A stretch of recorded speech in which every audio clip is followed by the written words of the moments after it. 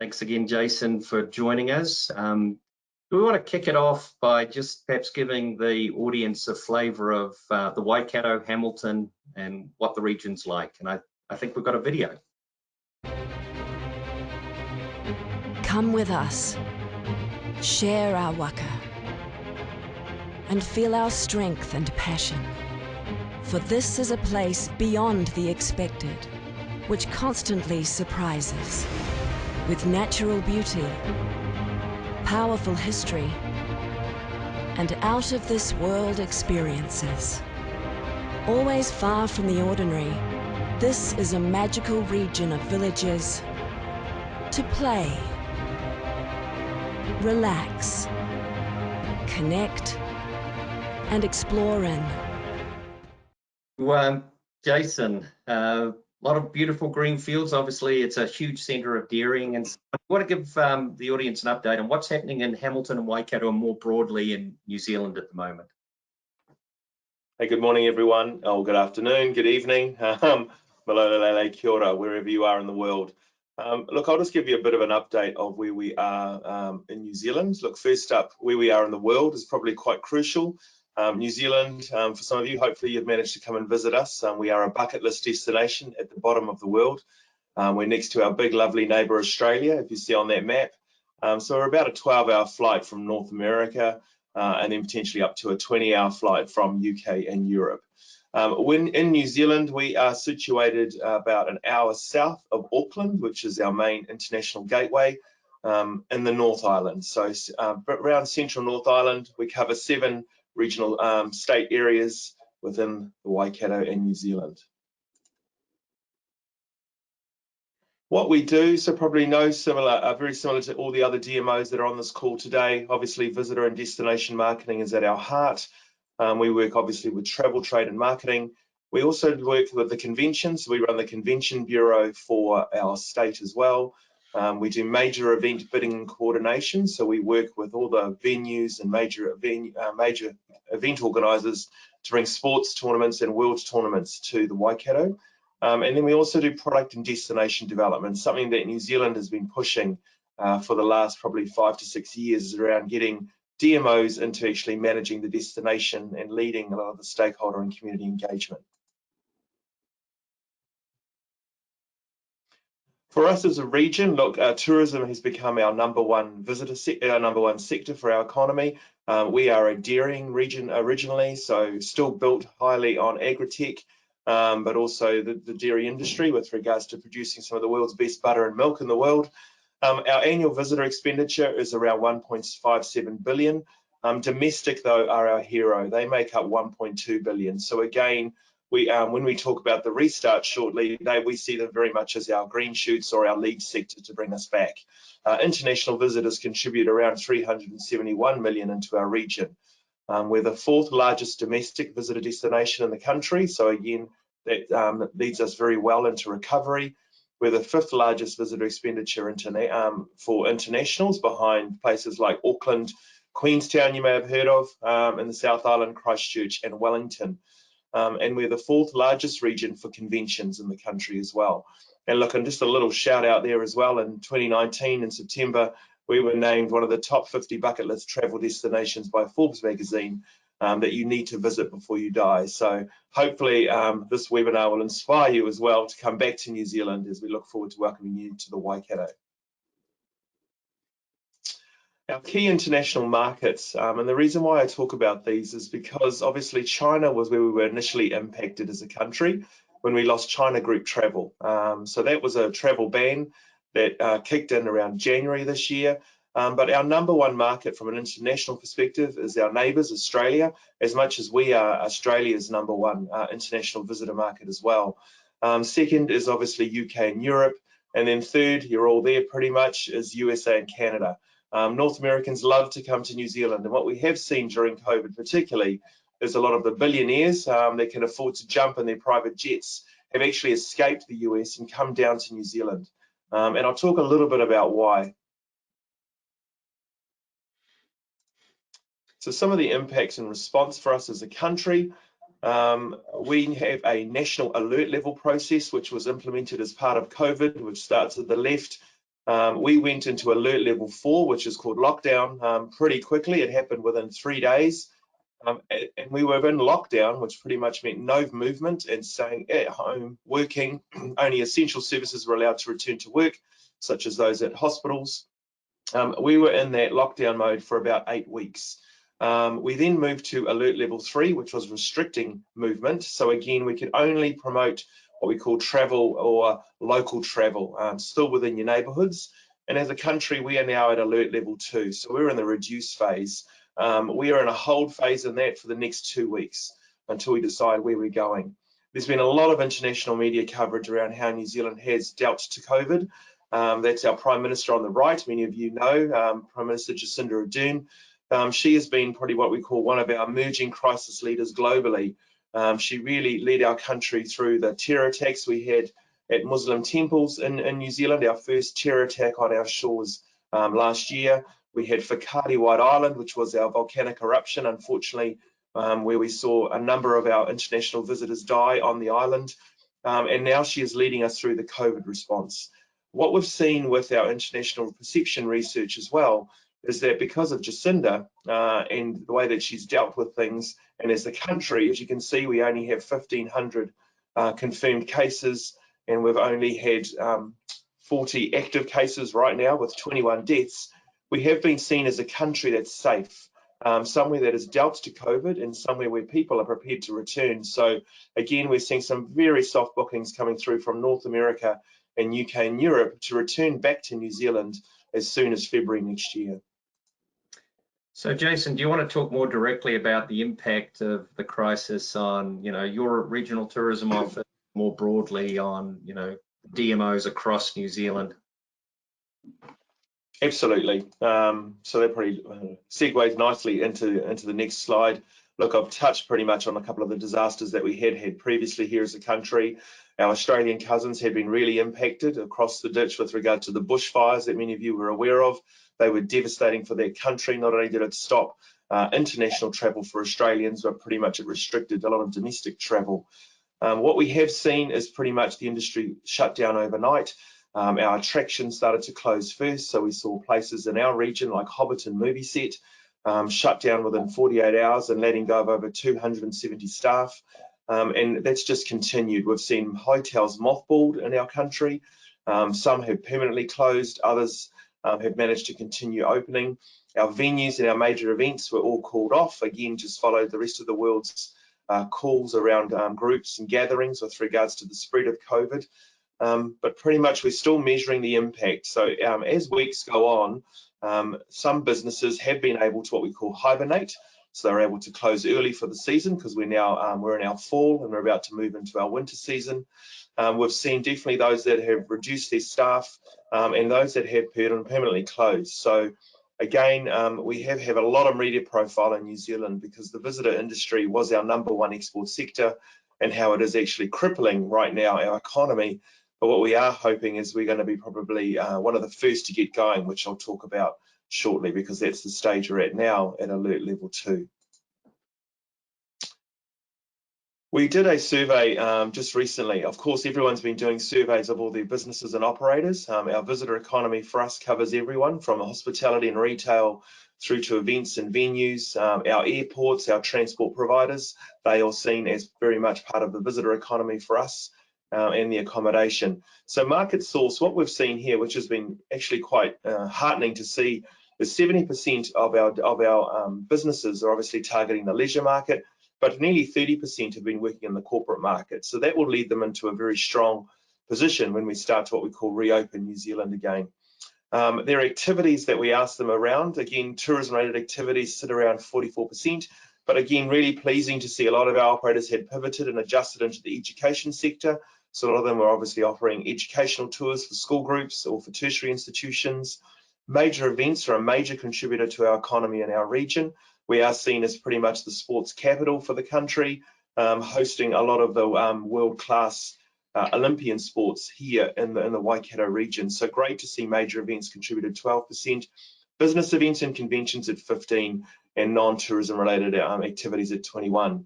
Again, a really good figure for us was where their audiences were sourced from. We know that we are a hero domestic destination at 75% of our market, and we also are a big visiting friends and family destination as well. So it was pleasing to see 29% of our businesses are still seeing the local Waikato, our regional state residents, as being their key market, with domestic visitors at 33%. International, though, still a big chunk for us at 26%. And Australia Pacific Islands, our short haul markets, were at 12%. So we asked them around the things that obviously we could do. Here in New Zealand, the government quickly rolled out what we call the wage subsidy package. At that time, it was the largest tourism, but also the largest economic recovery package that any country per capita had done. It was around 20 billion initially. The wage subsidy is about 80% of any business can apply for to keep their staff being paid. So around 585 per week was being paid per employee to keep people in work. That went for 10 weeks. We've just had an 8-week wage subsidy extension to that, and it was great to see most of our businesses at 87% had accessed that support.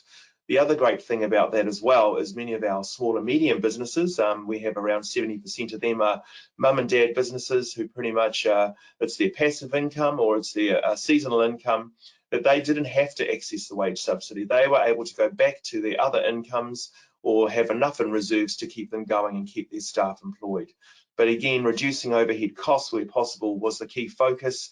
And as we all know, staff, we're a people-based business in tourism, we're one of our most impacted. And then lastly, we just asked our operators, and again, it's a good thing to do, is what sorts of things do you want us as a DMO to focus on over the next 6 weeks, 6 months, 12 months?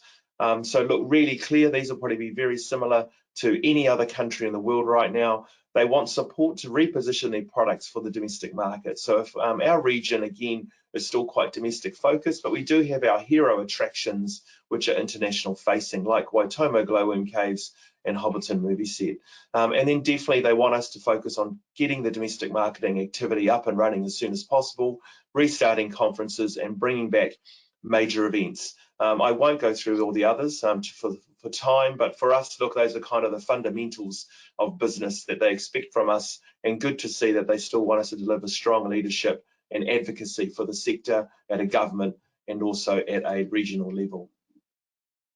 So I'm just going to jump into our response and restart plan. Again, no different to hopefully what all of you have been doing. A lot of industry briefings. We were doing face-to-face ones based on the different sectors, tourism, events, hospitality and accommodation. Those moved into the Zoom room as of lockdown. So again, we've been having these weekly webinars and catch-ups with everyone. Everyone has been overwhelmed with information. I'm sure you all have. Research has been coming out of our ears, really. They're everywhere. We've got a lot of information about webinars, everyone wanting to do good and support the industry. So we're trying to provide now weekly newsletters that only focus on the things they need to know. Our operators are feeling really overwhelmed as business leaders right now. We're doing a lot of industry advocacy into the government. So again, we have something similar like FEMA here, Civil Defence Emergency Management. They're leading the national response from welfare and benefits. So again, we've been lobbying quite hard into government to make sure that our businesses have access to that. Our team, we're only a small team of 8. We all broke up into what we call caseloads. We've been doing operator check-ins as of 2 weeks before lockdown. So again, these are physical phone calls, emails, texts every day, reaching out to our 300 operators just to make sure they're okay. How are you is our first question, and then just to make sure that they have access to all the systems, the processes, the government support that they need, or even referring them to some of our different partners, such as our accountancy firms, to make sure that they have access to cash flow forecasting data as well.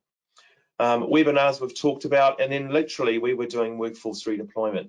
So we had a government response which was quite clunky and slow with regards to people being put out of work, getting onto benefit and not be able to find other alternatives. We were working directly with our large employers like our big catering companies, our major convention centres, as well as Hobbiton and Waitomo Caves to get their people into other work. So we've redeployed into our horticulture sector right now for short term for 3 months. We're in kiwi fruit picking season right now. We then move into avocado harvesting. So again, we're getting them back into our food and fibre sector just to see them through so that we can bring them back hopefully as people into the tourism sector as of January next year.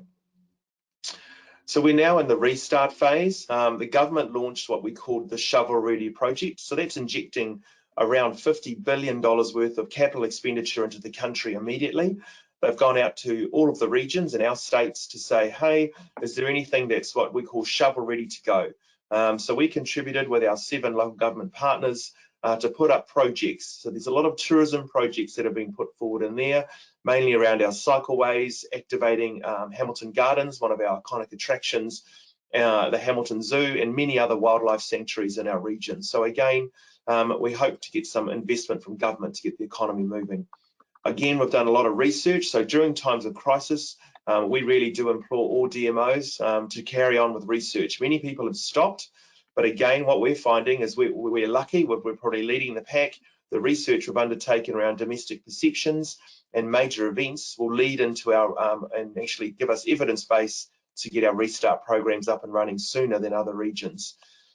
Major events, again, we've got campaigns about to kick off called Welcome Back to Waikato, and that's around bringing people back to actually feel safe at events and also safe to have conferences here again. And again, the good thing is the private sector, we're still looking at capital expenditure investment into our region, new hotels, expansion of visitor attractions. So again, we're still helping them through the consent process and legal processes to try and get those new attractions up and running and open as soon as possible. And then lastly, domestic marketing restart. We kind of have a 4-phased approach, which I'll quickly go through now, around a local focus, moving to regional. We're going now in domestic, and then we've got a wider sub-regional focus as well. So we launched the first week of lockdown, what we call the Mighty Local campaign. So again, no different to most regions and states that have buy local or support local campaigns. We've branded ours Mighty Local to fit into our regional brand, the Mighty Waikato. We partner with our state economic development agencies, all our chambers of commerces in all our towns, our local government partners, community business associations. They've all jumped on board, as well as our entire network of visitor information centres. So it was a collaborative partnership at Alert Level 4. So we were leading this. We got them to source all the businesses that could still continue operating. So shout out to Matt, great to see. Obviously Texas, we're enjoying takeout a lot more than California. We had a very similar process with regards to Alert Level 4. Not only were we promoting takeouts, we were also promoting entertainment or online virtual tours that people could visit our attractions still in the comfort of their home. We launched recipes as well from our beloved chefs around all our iconic restaurants.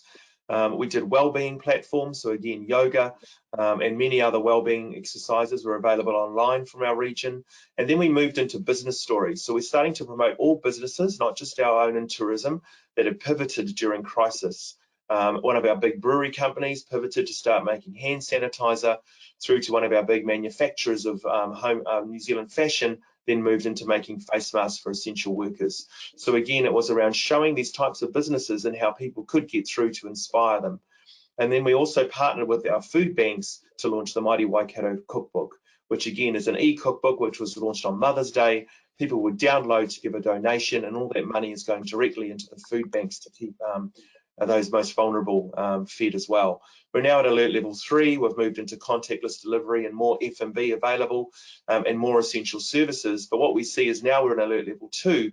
We're activating the locals to literally get out now, to eat, event, meet, explore and visit our region as well. So we're going to continue to use that as our locals campaign with deals and packages coming soon.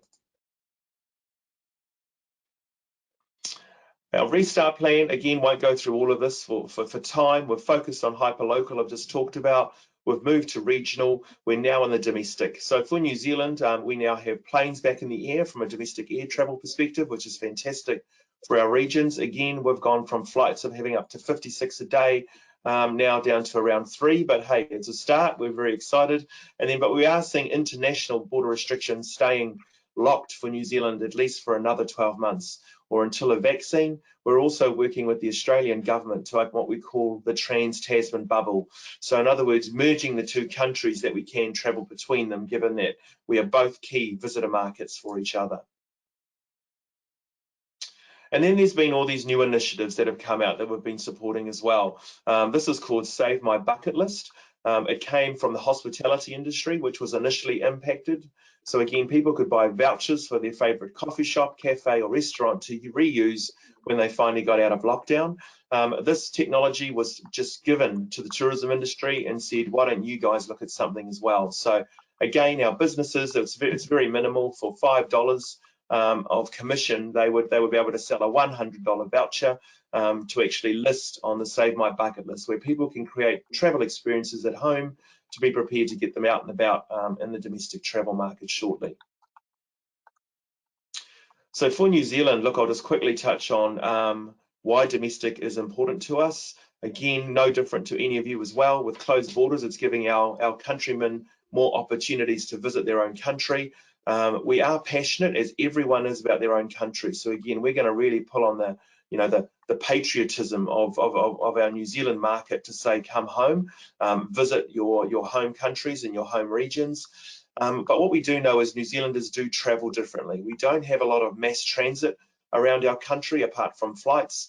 Our rail network is pretty much more of a seasonal tourism related ventures. So for us, we see New Zealanders driving a lot more. So the drive market, very great to see arrivalist data. Would love to have that in New Zealand, really contributing to restarting our region as quickly as possible. We have around 3 million people live within 3 hours drive of our main city. So for us, we definitely see the push to get domestic up and running. There's been a lot of research done as well around the power of domestic. Again, won't go through all of these because they pretty much talk to our market. But what we definitely are seeing is New Zealanders love a deal and they love to book direct. That was definitely a key thing that we have seen. But nearly 40% are looking to take a domestic break within 3 months, which has been fantastic. And that's more than 3 nights. So that's up to 5 or 10 nights. So again, we're really going to leverage the research. Again, keep doing research now to help inform your domestic marketing restart programs. Again, New Zealanders spend a lot, 9.3 billion going overseas every year, and within their own country, they spend around 18 billion. So again, we're going to try and hopefully get at least 75% of both of those pies to try and activate our economy again for the country. I won't go into the potential trips. So look, just some national opportunities as well. So how it's all working, we're leading some of the local and the regional domestic marketing activations. From July, August, we're partnering with Tourism New Zealand. Tourism New Zealand are doing a national domestic marketing campaign. It's the first time ever. Tourism New Zealand are our international marketing agency, but they've been pivoted, like the rest of us, to now focus on domestic. So we're working with them to run a domestic marketing campaign where we will have regional offers and packages available. And then when we get into our winter season, we have a ski resort in the centre of our North Island. We're partnering with them, Rotorua, and many of our other neighbours to promote what we call a winter, spring, and school holiday package as well. I'll just finish off with regards to the national response. So last week, a 522 million tourism recovery fund was announced by the government. 112 million of that is going to our international marketing agency, which obviously is also about to do a domestic marketing campaign for us. 10 million has gone into our Indigenous cultures, so to try and restart Māori tourism here in our country. But there's also been 400 million with targeted funding. So they've launched a business advisory program. Qualmark is our tourism accreditation quality assurance program. They are looking to provide business advisors, so they already have them as well, to make sure people can stay within the Qualmark ratings. They will now be pivoted to obviously offer business advice to try and help attract the domestic market. MB, an acronym there, is our government department, so the Ministry of Business, Innovation and Employment. They're also going to be assisting with what they call the transition program, transitioning our businesses to being domestically focused for the next 12 months. We will have advisory support as well as part of the package from Tourism New Zealand. They already do that anyway on providing international market insights. There's a new fund called the Strategic Tourism Assets Protection Program. So for some of your states, you know, places like Disney World and Disneyland are the iconic attractions for your states. You would hate to lose them, and we are the same. So the government are prepared. We haven't got a lot of detail yet on investing to try and keep those tourism attractions going and hopefully to help them reopen and rebuild. I've talked about the National Domestic Marketing Campaign, and we've also got this cross-government ministers group that's been set up. So we have all the different ministers all joining up to be part of the Tourism Recovery Ministers Group. They'll oversee all the funding. And then we're also focusing on what we call the New Zealand Futures Task Force. So I'll talk a little bit about that. I've touched on the wage subsidy. The government have also announced a $1 billion green fund for outdoor tourism businesses. So any business that works in the outdoors or in the natural environment will be able to access this fund to try and green their business. Again, tourism is one of the sectors that will benefit from that fund as well. So lastly, reimagine. That's the new buzzword as well. We've had pivot emerge, we've had bubble, and now reimagine is our third new buzzword that's come out in New Zealand. So the government has basically called this a circuit breaker, and it definitely is for us as a planet. So we're trying to reshape and reimagine the industry for the future. What we're going to do is work with Tourism New Zealand on the domestic and the international markets to say, is this how we want the future of tourism to look like? Were our previous visitor arrivals correct? We were experiencing substantial growth as a region or a state. For us, we were okay, but other parts in our new country were getting pressure points from over tourism. So again, how do we now reshape that? Very similar to what Amsterdam, Barcelona and other cities around the world have done to try and reduce the impacts of visitors in their country. We also want to move our sector from a boom and bust cycle.